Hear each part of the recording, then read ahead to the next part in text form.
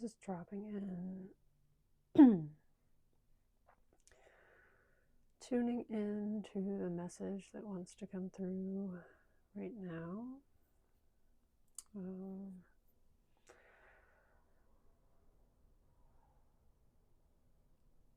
Trying not to keep these two current events focused, but I think that it is important to have the anchor in where in the matrix time this is recorded from. I am in at the moment. It's now Monday, October 6th, 2025. And yeah, I wanted to kind of loop back on what I was talking about 2 episodes ago, which is this idea of linear time versus cyclic time, and how there's actually a new model of physics that supports this.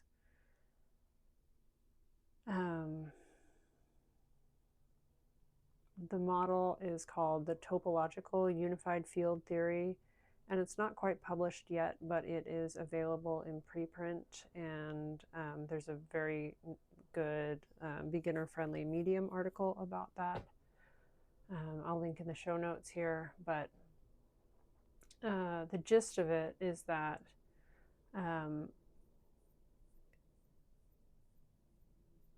given 3 dimensions of space and 4 dimensions of time and 2 other additional dimensions, this PhD candidate in Kansas has been able to prove and derive all of the mathematical constants and essentially everything that the standard model of physics, as well as everything in gravitation, with what to me looks like astounding precision and clarity. I am not a physicist. I'm not deeply trained enough in math. I did download and print out her paper, and I'm not getting very far, to be totally honest. It's way over my head, but it is really, really interesting, and it really supports, or it's very intuitive to anyone with a metaphysical or spiritual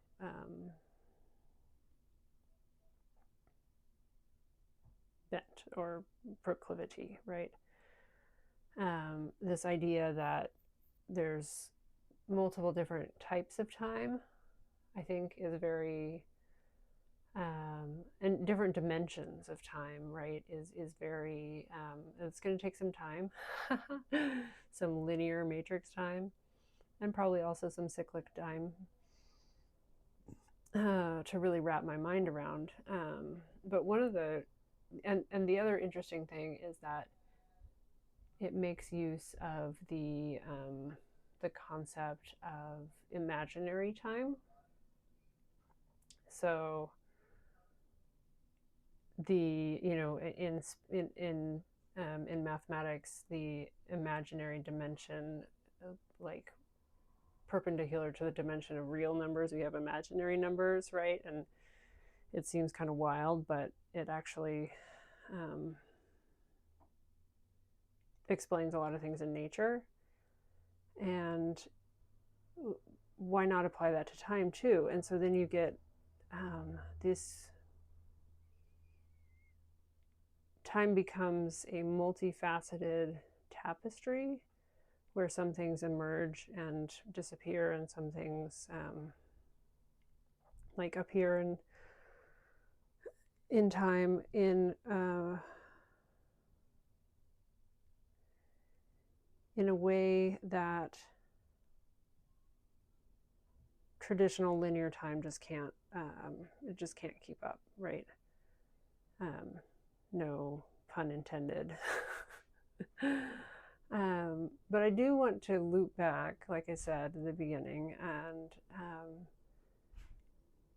think about this concept of when you make time something that is only linear, or even predominantly linear,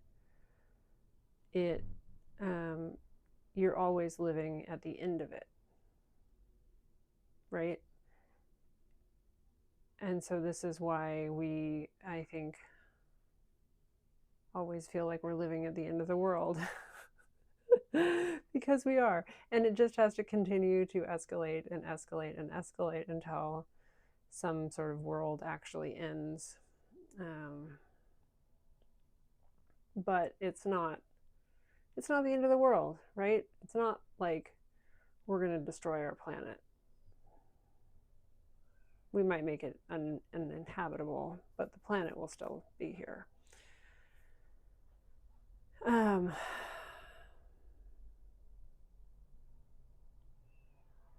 I think I actually do want to take a detour here, because as I said, this idea of like, we're not going to destroy the planet. There is a very common and persistent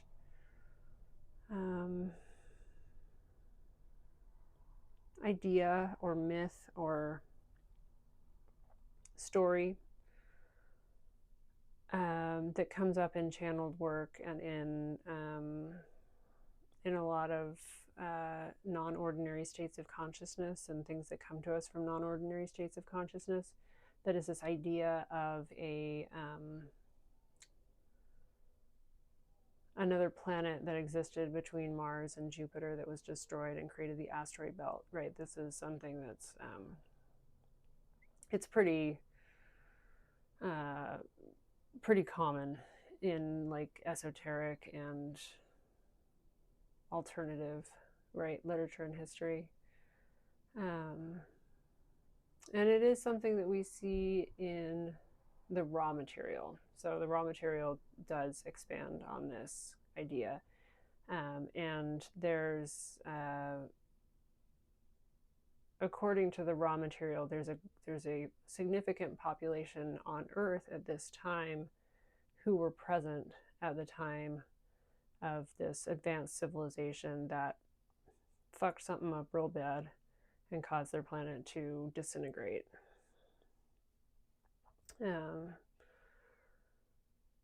And I think whether or not that is objectively true within our own model, within our own system, when you look at time not as linear but as cyclical, you start to, the idea of past and future becomes very different. And also in quantum theory and in physics, it's, I mean, you can't ever prove what was in the past, right? You can only make guesses about it, and you can try to reconstruct it based on the present, but you can never know for sure. So yeah, to me, it's a very interesting story. I have spent a lot of time kind of sitting with it and thinking about it, and I'm still not sure whether it's true for me or not, but I do occasionally sit with it and allow it to be present. And I think this idea that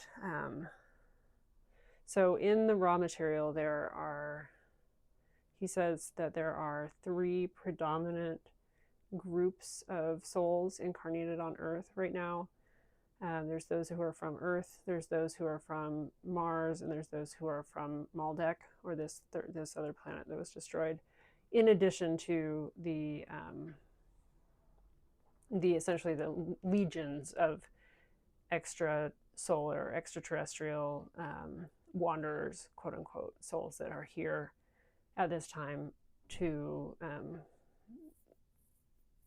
carry out a specific mission or help up level the planet. And it's, yeah, I go back and forth on whether how that fits with what I believe. And like I said in the last episode, of looking at beliefs as tools rather than as something that needs to be literal fact, I think is a mindset shift that can be helpful for many people. You do have to be careful and make sure that it is truly helpful and it's not just delusional. And that's, like everything, discernment is key. We gotta have discernment. Oh, yeah, we're moving some energy.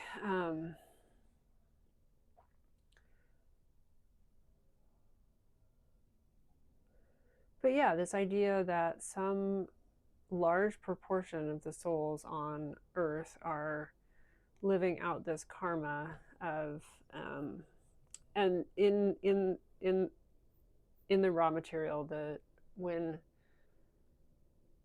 which is a nonfiction work of channeled material, right? Just if you're just jumping in here and you're not familiar with the raw material, it's a body of channeled work from the early 1980s from a group in Kentucky. But and it's widely considered to be some of the most credible, I think, of all channeled materials because of the protocols that this group had in place. There are some things about their protocols that kind of make me question, and there are some things about the not just the information that was shared, but also the conditions that the group endured during the channeling, that you don't actually see all that much in other, at least in the other channeled work that I'm familiar with, which allegedly or admittedly is not that great. I haven't conducted a wide array of research here, but yeah, they underwent a lot of psychic attacks and very, very negative effects on their group when they channeled this group, this entity or this group of beings. And it was said that it was because there were people or beings out there trying to keep the truth suppressed. But it also kind of makes you wonder of like, right, which side are you really on? So yeah, again, skepticism, discernment, but also like openness and curiosity to these things. So when they found and just to back up, the raw from the raw material is or purports to be a sixth density social memory complex of souls that arose and evolved on Venus. Okay, so next door neighbors, essentially, just a little more evolved. And they have associations with various other groups within the solar system as well as outside. Notably the Council of Saturn, that's kind of like the ring pass knot that determines who and what gets into our solar system, and now in particular to the planet Earth, which is the only one at the moment harboring any life in the density ranges that we exist in.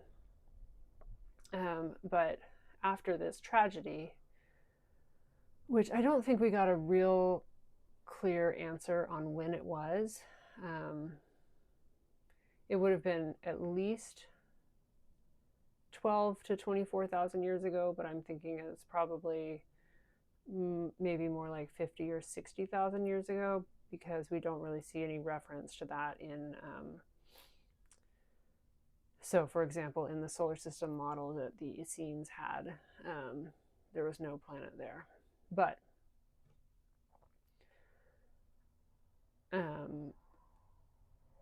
when after this happened and this planet was destroyed, these souls kind of just like found each other and glommed together and formed this like knot of anger and shame and yeah, really shame and negative self yeah, guilt, shame, regret, like all of these heavy emotions, and there was no way to release that karma because their planet, their stage, their home had been destroyed. And so it's taken many, many, thousands and thousands of years to rehabilitate them to the point where they can start incarnating again in a nearby system, i.e. Earth.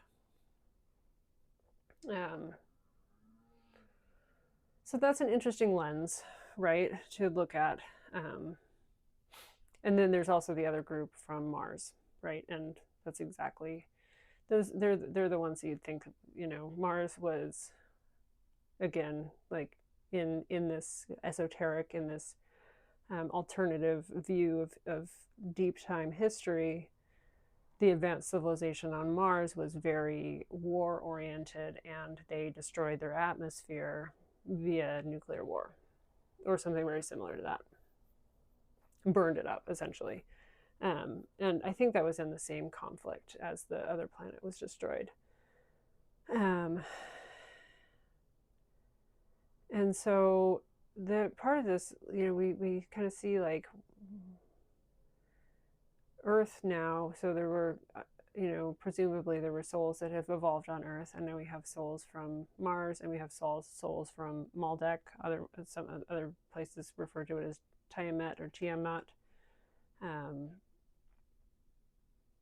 We've got already a melting pot on this planet, and very incompatible types of being.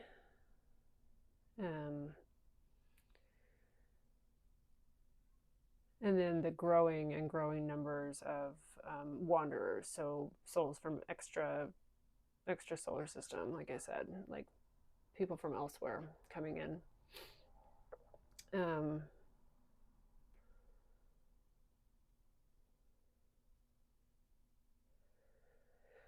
Yeah, so if you're, and I really encourage you to listen to these in a meditative state, and so you can kind of drop into the energy that I'm working, and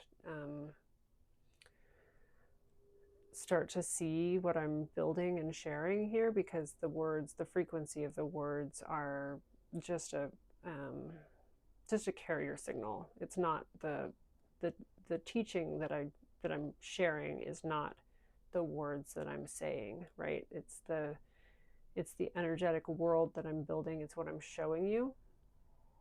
And so learning how to tap into that space will, I think, make this this exchange, this space that we're building together a lot more potent, a lot more powerful. So yeah, kind of looking at this concept or model of the Earth, right, as this place where souls from all over the place come in, and other sources. So one of my sources, one of my teachers, Elena Rose Dumaine, has channeled a lot of different star systems and like star lineages, and a lot of the information that she has is very different than the information that you get in mainstream starseed culture. I think that there's as with anything, there's always, the channel always affects the message. And so there are always distortions in the message, no matter who the channel is. But I think that a lot of what she shares about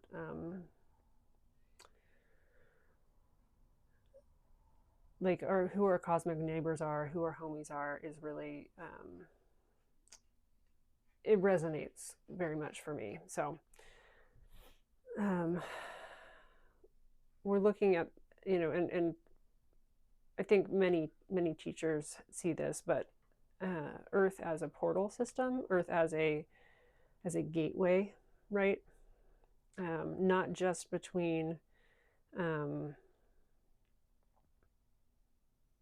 civilizations within our own solar system, because at the moment, like I said earlier, there are no other civilizations within the like third density realm, or I don't think there's even any fourth, maybe some fifth, but as a like a melting pot, as a portal between many different places, right?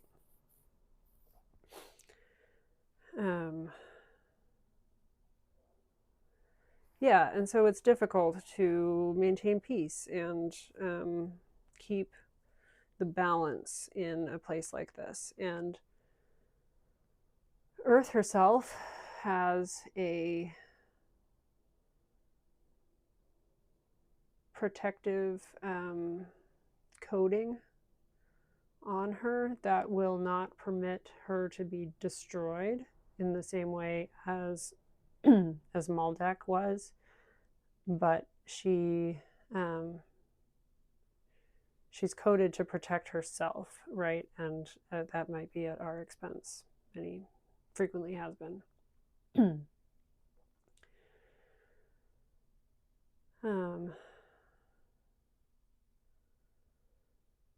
Yeah, and looking at kind of what's going on right now in time, in the time matrix, which, and this is another thing that I learned from Elena, so giving full credit, and also like expounding upon it. But a time matrix is, and this is my own interpretation of it, but it's when we try to linearize the time that is maybe better explained by cycles. Time can be traversed in other ways than just going from point A to point B. And when we incarnate into this time matrix, we experience it as a point A to point B, right? Birth to death, birth to death. And we always think of it as a line, right? Of we start here and then we go forward and then we end there. And that's just how we experience it when we're here, when we're incarnated in, and not even, you don't have to excarnate to experience, cyclic time and break out of the time matrix. You just have to unplug from the calendar and these ideas of endings and beginnings being absolutes. Yeah, right now in the time matrix is such a difficult place to be because we keep going past the end of time, right? And it feels like it can never get worse, and then it gets worse, and then it can't possibly get any worse, and then it gets even worse. But I think what we're getting to here, and this is something that other authors have kind of, so another author that is influential in this, in this concept space, is Jose Arguelles, Arguelles, Arguelles, I think, and his work with the Mayan calendar, and his body of work, and I haven't actually revisited it in a while. I've kind of read about it and then left it alone, and now I'm thinking about it again. But yeah, he talks about like transcending past history, right? Overcoming history, like the end of history at some point will happen. And I think that makes sense in context of this new topological unified field theory, where like time exists in these loops and in these cycles. Like I think I described it in episode 1, or in the first edition of this series, as being like, right now the image that I'm seeing is one of like a spirograph, right?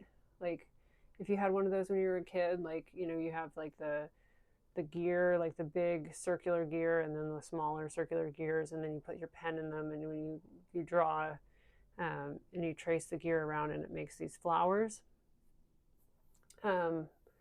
Like that, but with multiple different sizes, and the loops are like the loops and twists and turns are all relative to like the planetary cycles and the solar system cycles, the precession of the equinoxes, things like that, all kind of contribute to time actually being more like a flower, or more like a ball of yarn that expands and contracts, than a ruler or a measuring tape, right? And it's really all of these bastards that are just coming in and trying to like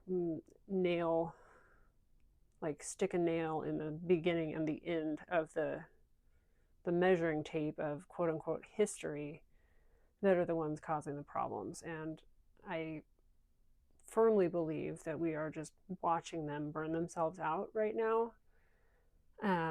But we also have to participate in that burning out process.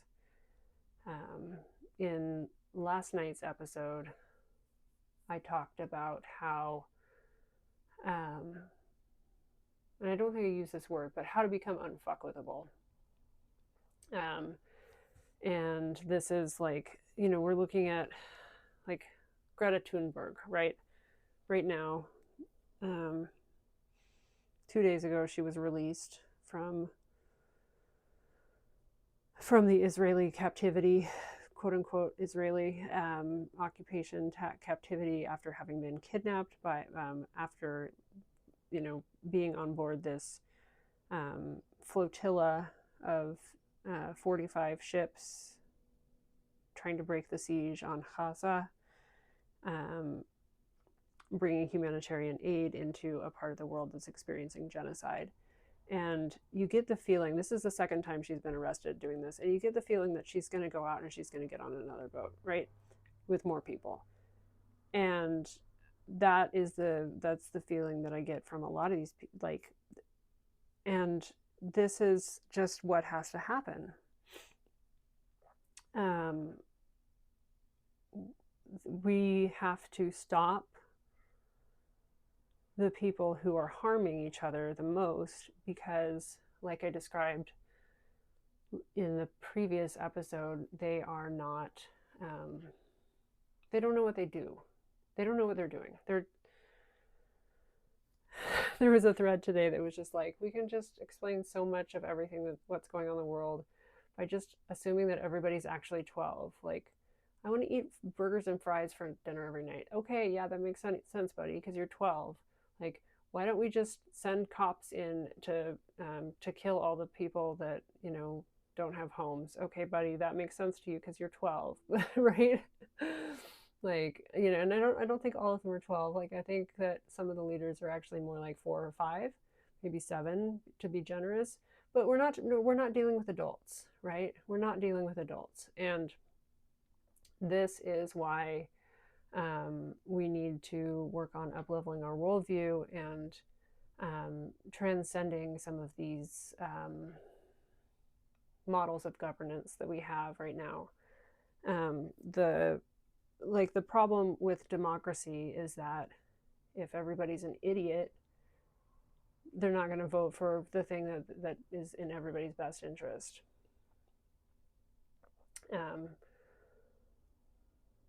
You see, like, people with the with a pluralistic worldview where everybody is worthy of a seat at the table. You see them inviting Nazis to the table, right? And when you have a table with one Nazi at it, you have a table of Nazis, right? We don't understand the paradox of tolerance. And so, we all need to get our, and if you're listening to this, you're probably already well on the way, but we all need to get up level our worldviews to the point where we are, where we can sit with this paradox and we can say yes, and like, yes, everybody deserves a voice, and we have to exclude people we have to exclude people whose voice will drown out the others, right? Any bartender knows this. Like, if you allow one Nazi at your bar, you're a Nazi bar, right? You can't have people who are intolerant in a tolerant society. So I hope that we're learning that lesson right now on the grand scale, because shit is bad right now. Like, shit is real bad. But I think that we are, I have to believe, and again, this goes back to, are your beliefs absolutely true, or are they more useful? Using beliefs as tools, I have to believe that we are witnessing the extinction gasps of a dying patriarchal model, hell-bent on nailing time to a ruler and making it be straight, making it point in a direction instead of loop back on itself. And with that, we are going to also see the end of the service to self polarity having a foothold on Earth. I think there is also a timeline where service to other would get burned out on Earth, and I hope that that's not the way we go, because service to self is much more destructive and service to other is much more nurturing. But yeah, we're at this kind of fork in the timeline, and really, if you have a service to other polarity, we have to be stepping up and we have to be serving others. Like, we have to be serving others in order to have a service to other polarity. And if that language is unfamiliar to you, you haven't read the raw material, one of the best examples of this polarity, and this is a deep cut, is if you are a Star Trek fan, the mirror universe that they occasionally find themselves in. I think it occurs in, like, it starts even in the original series, and I think there's a couple episodes maybe in Next Generation where they find themselves in mirror universe. But Star Trek Discovery has like entire seasons that are based in the mirror universe. And in the mirror universe, it's a service to self polarity. There's what they call the Terran Empire, which is the counterpart of the United Federation of Planets, which is all just this like backstabbing and dominated universe where people fight it out, and there's always one supreme leader that demands ultimate, like, complete authority, complete submission, and at every turn you're just like expecting to get stabbed in the back, right? That's service to self, right? There's one person at the top that makes all the decisions. Everybody else down the chain is obeying and also looking for every opportunity that they can find in order to move up the ladder, right? Whereas in a service to self, and you can also think of that as like patriarchy, right? The Roman Empire, like capitalism, right? And then service to other is like the United Federation of Planets. We have fully automated luxury space communism, right? Like everybody's needs are met. Like, yeah, there's conflict, but it's dealt with in a healthy manner, and everybody has inherent worth. Everybody is provided for, and this is, you see this in matriarchal societies and in lots of indigenous societies, and frankly everywhere before colonization came and hit you.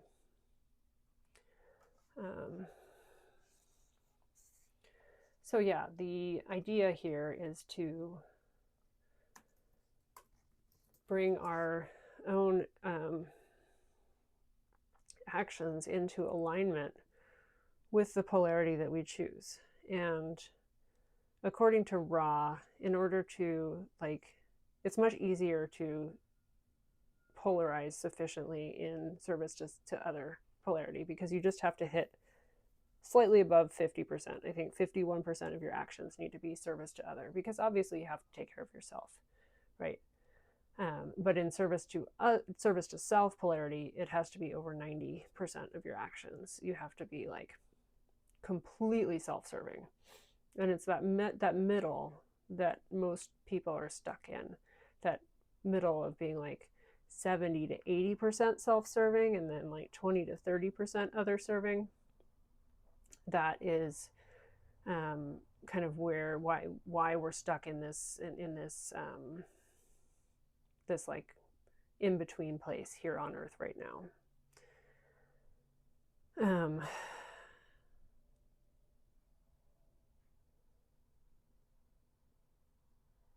Just kind of feeling into what wants to come through on that topic right now.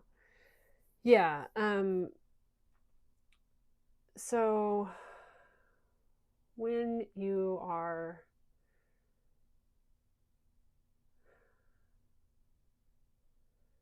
I'm just looking at the landscape that I've painted here. I had to open my eyes in order to check the time on the recording, and also my partner is back, and so I'm kind of keeping an ear out for him to be done putting the baby down. But the goal here, right, if you're listening to my content, if you're drawn to my work, you're already service to other polarity, right? You want the world to be a better place for everyone. Like, you're not trying to stab people in the back and move yourself up three rungs on the ladder. Like, that doesn't interest you. And so I think a lot of us struggle with, what do we do in between putting ourselves on the boat, throwing ourselves in the front line, spending time in Israeli prisons being tortured, right, in order to make a point. And there's another reason why things are going to have to escalate a little bit in order to actually solve the problem. And that's because that entity is service to self oriented, and they don't care about our posturing. But for everybody else, it matters whether or not you're violent, or just like the perception of violence. But we have this chasm, I think, between what can I do and admiring what they're doing, right? Watching the people on the boats, and hoping they make it, and sharing fundraisers, donating to fundraisers, all of these things. But like, what can you also do at home, right? If you can't join, or you can't travel, you can't go physically be a part of it because you have more mundane commitments like parenting, or mostly just parenting.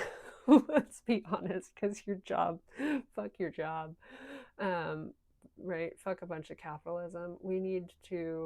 That whole system needs to be like, I'm not saying that we can't have jobs and money. Like, money's a little bit questionable, and jobs need to like the concepts need to change, the model needs to change, but um, the what you're doing on a daily basis should be service to other, right?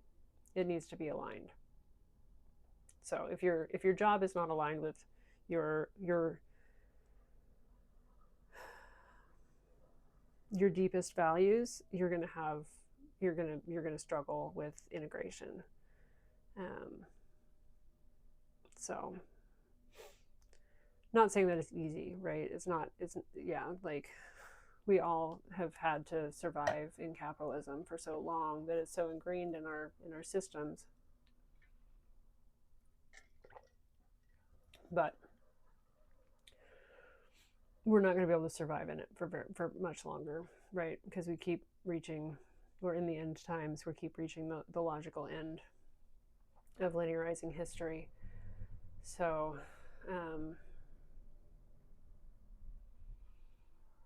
yeah, I think looking closer to home, looking at ways that you can extend that service to others within your own communities, within your own homes, right? I mean, um, that's a very that's a fundament like a foundational movement, but then also doing the deep inner work, like I talked about last time in the last episode about reconciling, especially for white people, especially for men, especially for people with able bodies, etc., intersectional privileges, um, to really do the deconditioning work that tells us that our proximity to the one in the service to self polarity power seat will somehow save us, right? We need to let go of that. And that is deep, deep internal work that we talked about last time, and we'll talk about much, much more in the future, but I'm going to leave that for now.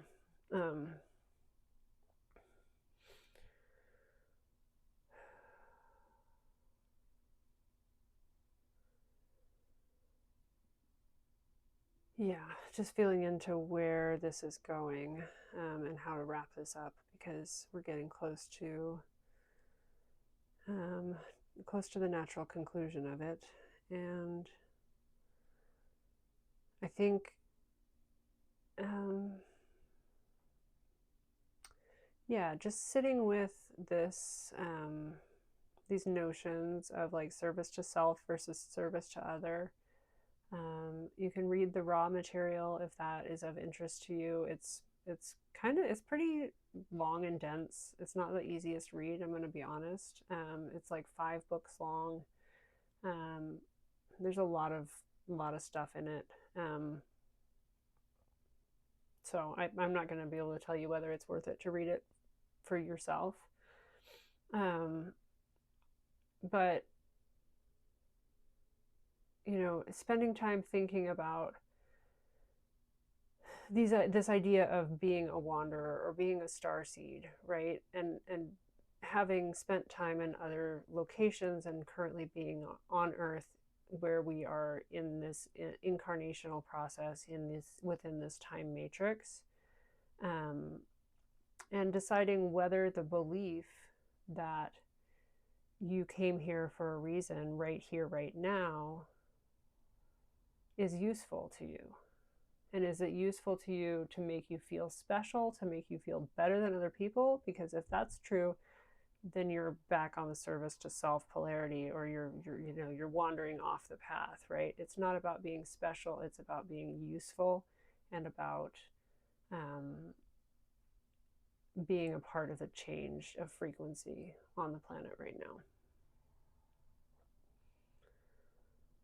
I will have a lot more to say about star seeds and like that whole thing.